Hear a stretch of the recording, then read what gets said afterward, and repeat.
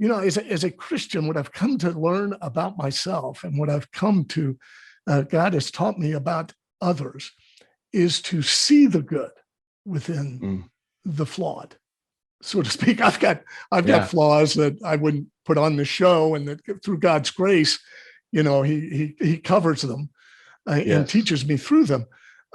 But it seems like in our society today, we are losing that taste of grace. In cancel culture, one mistake that your daughters might make in a post follows them the rest of their life. And there's a lot of our society that would condemn them perpetually. I feel for these youth. They face uncharted waters of judgment in a culture that claims to be tolerant. Are you seeing that? And how should we respond to this? Well, cancel culture is it's abhorrent. Like you said, it's somebody that's, I think about the scripture in the Bible where the woman was caught in adultery. And it's interesting to me that it was the religious, obviously, that went and grabbed this woman. It's interesting to me that they didn't grab the man. They didn't drag him before Jesus.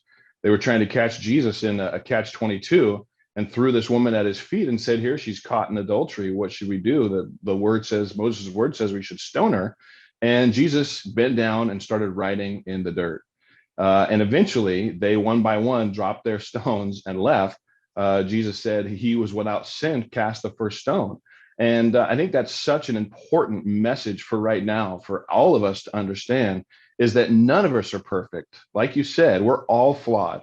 I've gone through so many things in my life, and it's amazing what God has still chose to do with me through working through a lot of my flaws, and I'm still working through flaws. None of us are perfect, but the grace that the Bible talks about is absolutely what is needed for every individual right now. The thing that really hurts me, Phill, is when individuals that identify as believers. Right now, it seems like a person can identify pretty much as whatever they want.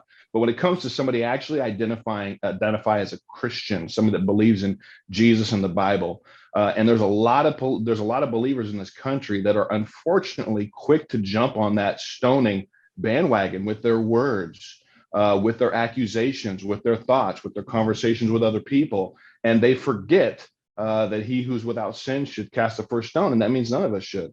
So that's missing right now. That message, I think, is missing right now. And it's that grace that all of us should have for everybody else, understanding that we've all been forgiven for something, a lot of things, and we should be quick to extend that forgiveness and grace to others. And that's not what you get in a society that wants to shun God, that wants to take Christianity out of schools. I remember hearing the numbers of everything that increased from dropouts to violence, to suicides, to the numbers since they pulled the Bible out of schools. I think it was back in the 60s, the numbers, everything was just shot through the roof.